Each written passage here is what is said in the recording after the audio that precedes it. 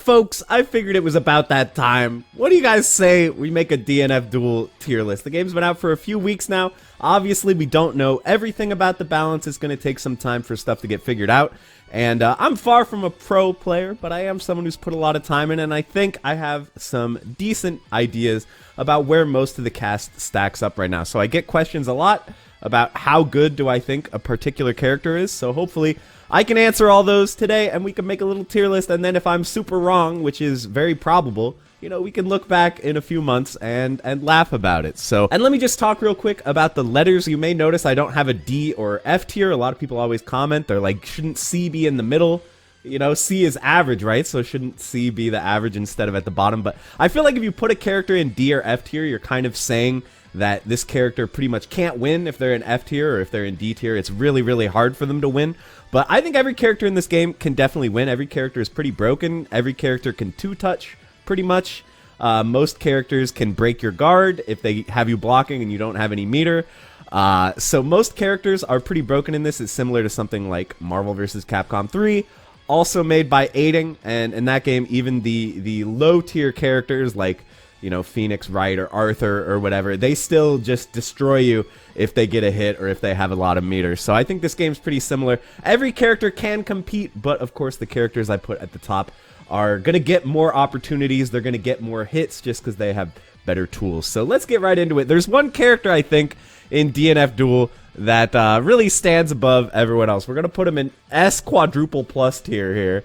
And that is, of course, going to be Swiftmaster. So Swiftmaster is definitely kind of the big problem with the game right now. I think if they were to release a patch, I think this is really the one thing that needs fixed is this character, and then everything else will be fine if they can just deal with this guy. Because other than the fact that he has low health, 850 health, he pretty much has everything else the best in the game. So he's got the best B normals in the game. So these are like 8 frames. That's pretty fast. That's faster than a lot of characters' fastest normal. And this is a B starter, which means that the combo is not going to be very scaled. So he does a lot of damage really easily. He also has a full screen projectile that's plus on block, and he gets a combo off it on hit. So that's pretty absurd. Some of the best movement in the game, some of the best combos and specials and stuff like that in the game. His mix-up is quite good as well. So again, really his only problem whatsoever is that he has low health, and there's other characters with low health too who don't have just everything that Swifty does. So yeah, a lot of tournaments are being won by Swiftmaster and having a huge percentage of top 8 made up of Swiftmaster. So hopefully they can do something about this guy because he is crazy right now. Next up, we're going to move down to S plus tier. So these are the characters that are, you know, they would be broken if Swiftmaster didn't exist, but Swiftmaster kind of keeps these guys in check, I guess you could say. We're going to start out with Hitman. So Hitman, obviously, he's got sword normals, so he's got really good range. This far standing A is pretty insane how far this goes, considering it's a pretty fast normal. He can use meter to stay plus on block, so he's really, really good at shredding your guard meter that way and keeping himself plus so that you can't interact. He's got an instant overhead, he can high-low you, and of course one of the most hated and overpowered things about the character is his awakening, which allows him to do these follow-ups to all of his meter burn moves, so he can make his DP safe on block, and on hit he gets a full crumple off this, so he can combo into whatever he wants as well. So if you ever leave this character alive in awakening, of course he can also go into like his full screen super, which combos off of like every hit he's gonna get in awakening. So yeah, never let this character live with low health or you will almost certainly lose the round, and everything else he has is pretty darn powerful as well. Next up, I'm also going to throw in here Striker. So Striker, obviously a pretty fast and agile character. She has a 5-frame normal, tied for fastest in the game, which means in situations where you're kind of even on frame data, she'll have the advantage over the vast majority of the cast. She's probably the best character in the game at breaking guard. If you ever block against this character, she's just going to completely shred your life bar using all the meter that she has. If you don't have guard cancel, you're pretty much guaranteed to get guard broken into a combo against her if she has you blocking with some meter. She also has some of the best high-low in the game. Using her dive kick, she can do very deceptive sort of high-low tricks on you. And her invincible reversal is going to leave her in a plus on block situation, so you can't punish her for doing reversal on block. You're going to have to roll through it or do something to avoid it. So overall, an extremely potent rushdown character.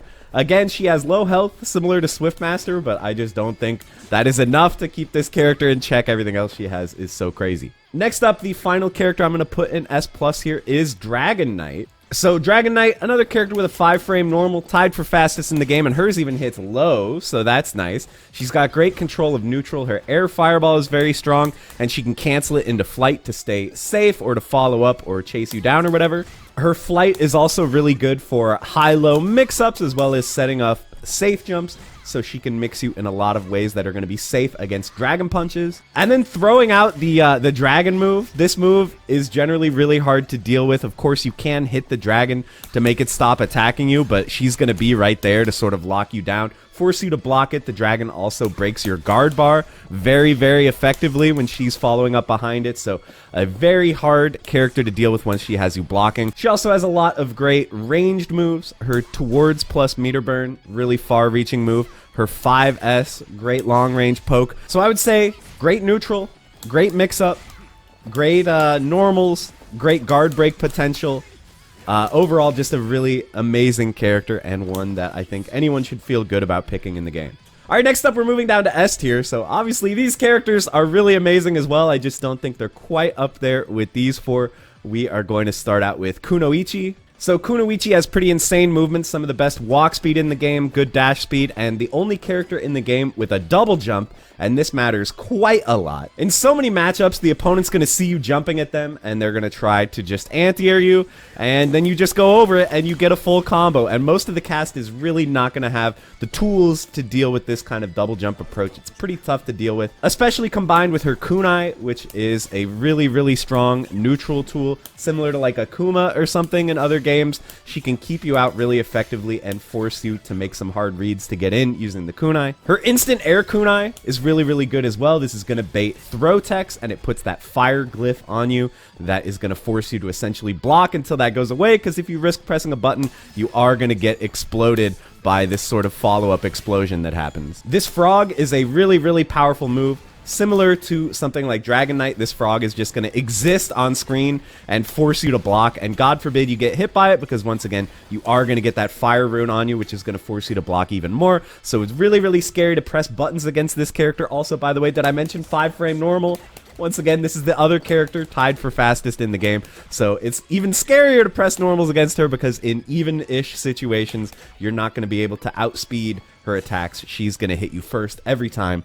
So a really good rushdown character, really amazing neutral, hard to stop when she's coming at you, and scary to press buttons against. Kunoichi is super strong. Next up, I'm going to throw in Crusader. So Crusader, I think everyone thought this character was a little bit broken when the game was new. I think he's kind of fallen a little bit in people's estimations, but he still has a lot of insane stuff. His jump meter burn, this projectile is pretty insane, plus on block, and you're going to get a full combo here on hit as well. All right, so then you decide, okay, I'll just like run and dash through it, but then he does his jump C instead, and you just get blown up into another full combo. The wall is a really ridiculous move. It tracks anywhere on screen, so you can't really avoid this move. You just have to block it. I would say Crusader's only real big issue is that his invincible reversal, his dragon punch, is throwable, so he can maybe be a little bit weak when he is knocked down. He doesn't have a surefire way to escape pressure. And his moves are a little bit slow as well, but I feel like the range and the way that he just always has full screen threats kind of covers for that and makes him really hard to deal with. So very strong character. Plus, a lot of people say he does well against Swiftmaster. The wall kind of acts as a built-in counter to Swiftmaster's like tornado push move, his hold release move. One of the only characters who can reliably counter that move on reaction. He also has the highest health in the game, so he can take a lot of hits and keep going. So overall, a character with a few flaws, but pretty amazingly good in my opinion. Next up, I'm going to put up Berserker. So Berserker's normals are pretty insane. His 5A, a lot of characters just struggle to deal with this move in general. It'll catch them out of jump startup. He gets a full combo off it. His aerial presence is pretty dangerous as well. His jump meter burn, that's safe on block, hits on both sides. Really hard to contest this move. Another character that is really good at just making you block forever and shredding your guard gauge. He's really excellent at that. And a pretty underrated strength, I think, is his ability to drain his own life, so he can give himself gray life, which he can use for conversion. And also, a lot of times, there are characters who you want to leave them outside of Awakening. You want to leave them with just a little bit of extra health so they don't get access access to super or to their awakening, but he can just drain his own health to force himself into awakening. Also, that move that he does out of this where he kind of pulls you in, that move's pretty insane. It'll catch you out of jump startup. He gets a full combo off it. Pretty ridiculous as well. So I think a character with great neutral just makes you block forever. It always feels like it's his turn, and a lot of his meter burn specials are pretty insane. Plus the added utility of being able to give himself conversion to go for mix-ups and stuff like that. So really great character is Berserker. And then the last one I'm going to put here in S is Troubleshooter. So I think a lot of people, they compare Troubleshooter to Hitman. You know, they're both characters with like a gun in one hand and a sword in the other. And he's definitely not as broken as Hitman. I think most people would agree with that. But he does have a lot of really strong things going for him. His grenade is like a really insanely good move. The fact that he can pretty much always get a full combo off this grenade is really insane. He's got some really excellent sword normals as well, kind of like you would expect. He can cover a lot of range and outrange a lot of characters who are a little more stubby. His DP has really stupid range, so he can blow through your attacks from like really far away and end up kind of hard to punish afterwards. Similar to Berserker, he can put himself into Awakening, which is a pretty valuable skill to have. The opponent can't force him to not have Awakening because he'll just drink and get it. And it's worth noting that his Awakening is really stupid. It's really broken, maybe even more so than Hitman. Arguably the best Awakening in the game. Look at the damage that it lets him get. I mean, this is just insulting, the amount of damage that this guy's going to do if he touches you in Awakening. So, unlike Hitman, you can't just decide, okay, I'm just going to end my combo and leave you outside of Awakening, because guess what? He's just going to drink and go into Awakening. So that's a really powerful aspect to have. So overall, I do think Hitman is a little bit better. Hitman's a little more meter efficient. He's better at staying plus and breaking your guard. Hitman has a true instant overhead, whereas the Troubleshooter's instant overhead requires a fuzzy setup. But all that being said, he is a very good character, and I think his ability to control neutral with the grenades and to drink to put himself into Awakening and give himself Grey Life to use for conversion is really strong. All right, next up, we're moving into A tier. These are just like the good characters, okay? These are the balanced characters, I would say. I think that if they want the game to be broken and crazy, they should maybe buff these guys to be as good as the broken characters. But if they want the game to be reasonable and fair, then maybe they should try to bring everyone to this A tier level. We're going to start out with Ranger. So obviously, if Ranger can get some distance between himself and the opponent, he can be an absolute nightmare to deal with. These gunshots are a huge pain, especially combined with his grenade. He can set up like an insane trap for you that's going to be really hard to get through. Even using roll, a lot of times roll is not enough to get in on this character. You got to make a few reads to get past the onslaught. He's also another character that really excels at breaking guard. He can break guard from really, really far away, so that's something that he is very good at. But of course, his big problems do come into play when you get close to the character. His fastest normal is 10 frames, tied for slowest in the game. So once you get in, you're going to have a pretty big speed advantage on him. You can see like literally all his buttons are gunshots, right? Unlike a character like Hitman or Troubleshooter, he doesn't have sort of dedicated melee normals. So again, at close range, that's not what he's optimized for. He wants to be way back here, keeping you away. And then once you close that gap, he can kind of suffer and get blown up. But in the right hands, this character can be a monster. And I think he's pretty good. He's just a little bit too fair when compared to the really broken characters. Next up, we are going to put Enchantress. So, you know, Enchantress, most people consider her the most difficult character in the game to play. So I think she has some room to grow once people optimize her a bit more. But right now, she does seem a little bit too fair. There's only really one thing that she has that is completely broken and unfair, and that is her command grab. You can see her command grab turns you into this doll where you're not allowed to block, so she can set up these insane situations where you're the doll and you're just getting hit over and over, and then she can set up a guaranteed combo afterwards, do like 80% off of a command throw. So that's really insane.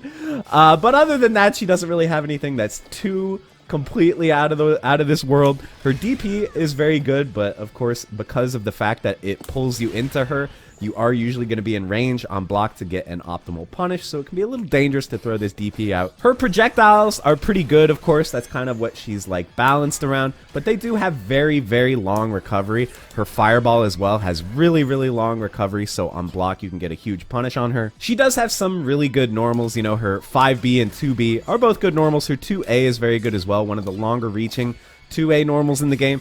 But a problem is she doesn't get a huge amount of damage off of a lot of hits. Usually she's going to do kind of a less damaging combo that is going to leave her set up for a safe jump afterwards. So I feel like she does have to work a little bit harder than most characters to kill you, and especially like to get rid of your gray life can be difficult for her because a lot of her meter moves are not really like combo enders per se. So yeah, like if she lands a command throw, you pretty much die, but if she doesn't get that opportunity, or especially if she never gets you in the corner, she can definitely struggle. So I think in the right hands, this character can be really effective.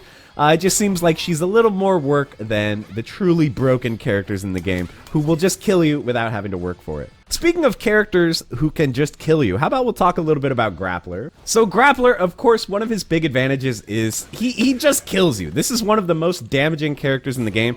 It's the character who is most likely to two-touch you, like kill you in just 2 combos. He's really, really good at that. So he really murders you if he gets in. But of course, his big downside is he's not very good at getting in.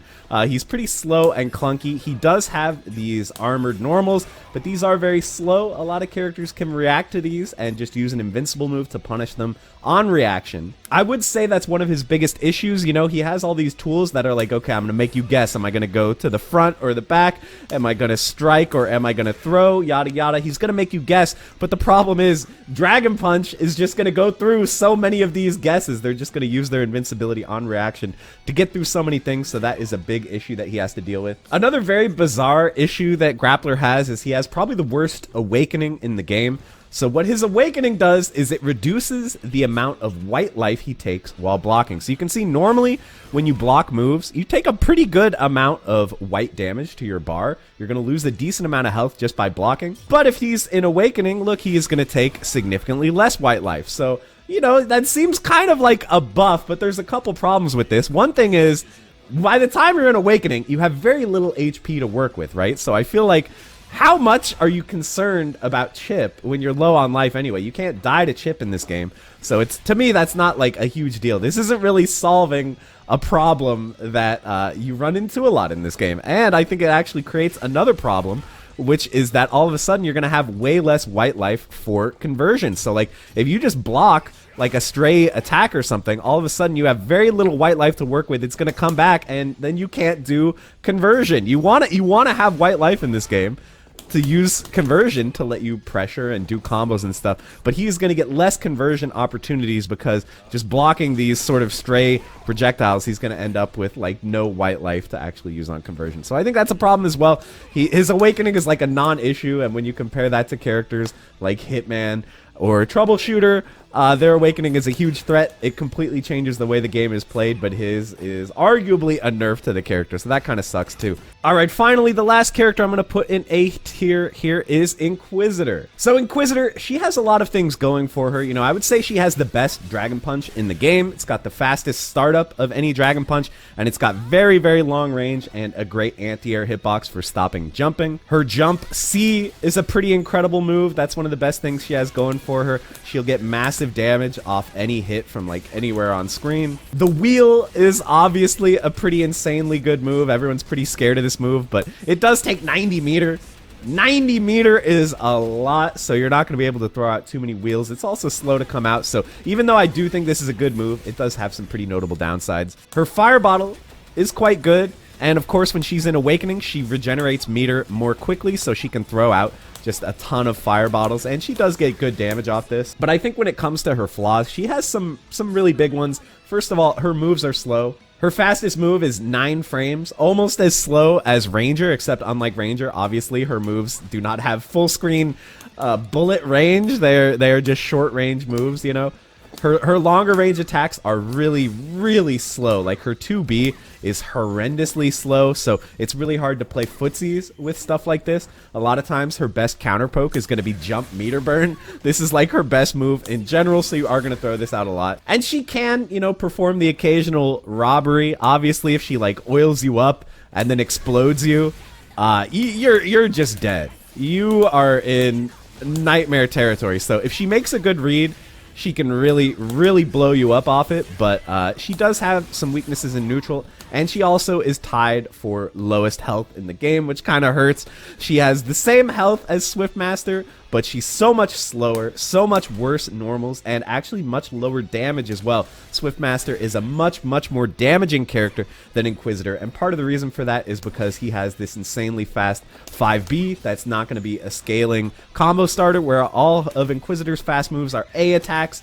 Everything else is so slow, so these are going to drastically scale the damage that you get off of all your combos. So she has some pretty big issues, I think, but she can really get going in the right hands. So I don't think she's bad by any means. This is, of course, the character that I play, so maybe there's some bias at play here. I'm able to see all of her flaws really clearly, but I do think she does have some big ones. I think if they gave her 950 health instead of 850, I would maybe move her up to S if she had 950. But at 850, I think she can just hang out here at A. Next up, we're moving down to B. I'm going to go ahead and put Ghost Blade in B. So Ghost Blade, I think he's good. He's just a little bit too fair. You know, he has some good things like really long range. He can lock you down well using his meter specials. Similar to Hitman, he does have a true instant overhead. He doesn't need a fuzzy or anything like that, but he does have some pretty big flaws. I feel like a lot of his stuff is sort of like knowledge check. Like, do you know to use the block button? And if so, he's not really going to be, you know, crossing you up like this. He has no invincible Dragon Punch, so he's pretty vulnerable to rush down. He also has low health, you know, only 950 health. So even though I do think that he can be pretty explosive when he has a ton of meter, especially if he makes the right read,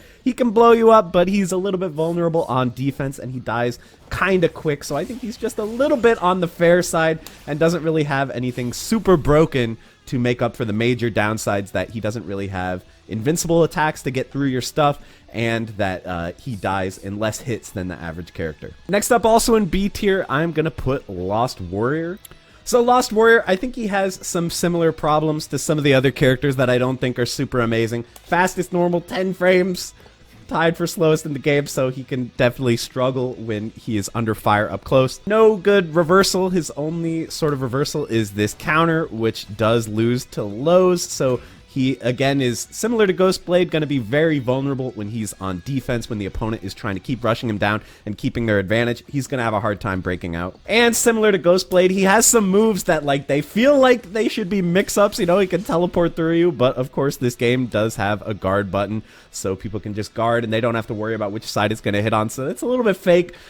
He does have some really good things, of course. His projectiles are pretty crazy. You know, even though this move does take, like, a million years to come out, it is plus on block, and he does get a full combo off it, so that's going to do a ton of damage. And he can kind of frame trap you from full screen. You know, this is plus, you try to break out, and then he hits you with this faster projectile, which is going to catch you out of whatever you're doing. He has this mechanic where he stacks up clocks on you by hitting you with special moves, so you can see every time we land one of these meter burn moves, we add a clock, and then once we get 5 of them, this is going to basically send our opponent to the Shadow Realm. They get frozen, and usually this is just going to result in a round win, because you're going to get like a super optimal unscaled combo off this. So yeah, he can kill you really quickly. He can be a robbery character, but I think overall his big problem is he's mostly a knowledge check character. He's just like, hey, do you know how to deal with my full screen gimmicks? Do you know how to effectively pressure me and play around his only reversal being this counter? And I think once you do know these things, the character does fall apart a little bit.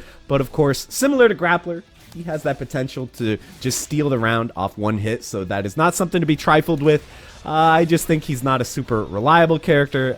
It can just feel a little bit dangerous to play him sometimes, but I do think overall he can win. So if you want to play the secret boss of the game, don't feel too bad about it. All right, finally we're down here in the C tier. You know, these characters, listen, I'm not going to say don't play them. I think you can definitely play them if you want. Just know going in, they are going to need a little bit more work to win with at high levels compared to some of these really good ones. We're going to start out with Launcher. So obviously Launcher is annoying to play against because she is a zoner. People hate fighting against zoners. They're so annoying, right? They'll just keep you full screen. So she does have that aspect to her, but I just don't really think it's enough to be a successful character in this game. Unlike Ranger, her projectiles are all generally pretty slow to come out. So considering that this is a game where like so many characters have like super long range, nearly full screen attacks, she does tend to get counter hit at neutral a lot when she's trying to go for her slower, more punishing projectiles. Another big issue with the whole like projectile strategy in this game in general is that, you know, when they're blocking projectiles, you're giving the opponent white life, which is used for conversion, which gives you extra meter, extra combo possibilities and that kind of thing. So to me, it is kind of an issue that her entire game plan, which is, you know, making the opponent block and doing chip to them, it's also giving them resources that they need to help make the comeback against you. So, you know, they just block one random beam and they will take some chip off it, but the next time they hit you, they might just do a massive amount of damage to you. So that's pretty dangerous. And once again, I know I sound like a broken record with the whole like fastest normal thing, but her fastest normal is 10 frames. That's slow, man. The really top tier characters with 5-frame moves, they are just going to rush her down mercilessly, and it's going to be really hard for her to get out. Thankfully, unlike Lost Warrior, she does have a true Dragon Punch style reversal, so she can use that, although it does have very short range compared to someone like Hitman or Troubleshooter. So sometimes this will whiff and then you just get massively punished and die. So I think in a game where everybody has an invincible role, about half the cast have like nearly full screen attacks, and a lot of the cast have nearly full screen supers as well. It's just very dangerous for her. She's just going to get occasionally counter hit massively and neutral and just die off it. Whereas, you know, vice versa, what are we doing to the opponent? We're annoying them, we're shooting them, we're zapping them, and etc. But each of these stray hits is not adding up to too much unless we can get like a super optimal confirm with Extruder or something. So I think the character does struggle, but if you are the lame out type, if you like running away and keeping the opponent full screen, she can definitely win. It's just sort of like the risk reward. I feel like she has to make more correct reads with the opponent. They only have to make 1 or 2 correct guesses and they can completely turn the round around and win, which she doesn't really have that potential. But Launcher, fun character. I just think a little bit, the game is not built for her. That's the thing. The game is built for Hitman. The game is not built for her, so I think she struggles a little bit. And then last on the tier list here, I'm sorry. Vanguard mains, I'm sorry. I've been beating up on your character this whole time, but I think most people do sort of consensus agree that Vanguard is one of the weaker characters. He has some good range on a lot of his attacks, but they are, of course, very slow, so it can kind of be hard to steal a turn as Vanguard. You risk getting counter hit by the characters with much faster normals, like Hitman, like Swiftmaster. He has a very, very bad Dragon Punch, one of the worst in the game. This is going to whiff on like every croucher in the game, and it's even going to whiff at a lot of ranges against standing opponents, so this is not a reliable get-off-me tool at all. And, you know, as we saw against Kunoichi earlier, it's like barely a reliable anti-air tool either. This angle is just too specific. It doesn't hit them if they're like right above you or anything, so his down plus meter burn is just a really bad move. His mix-up is pretty much non-existent as well. He doesn't really have any way of opening the opponent up on block, but really, I think his game plan is meant to be, you know, keeping you blocking and tearing through your guard gauge.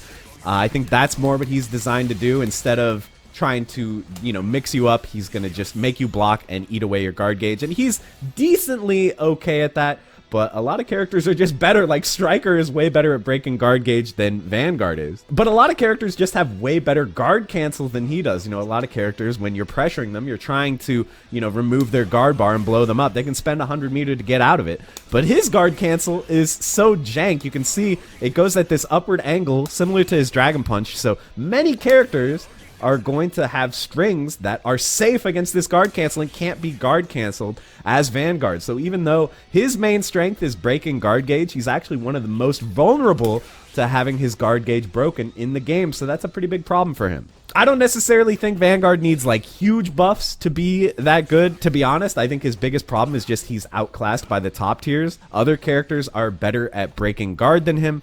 Other characters are better at, attacking from really far away because they have faster moves, or they have moves that lead into more damaging combos on hit, like Hitman or Troubleshooter. Those guys really feel like they kind of make him irrelevant, and the fact that he's so vulnerable to rushdown by some of the really good rushdown characters like Swiftmaster and Striker, that hurts him as well. So if you like Vanguard, I think you should keep playing the character. I think you should prove everybody wrong and show that this character does have a lot of strengths, because he does.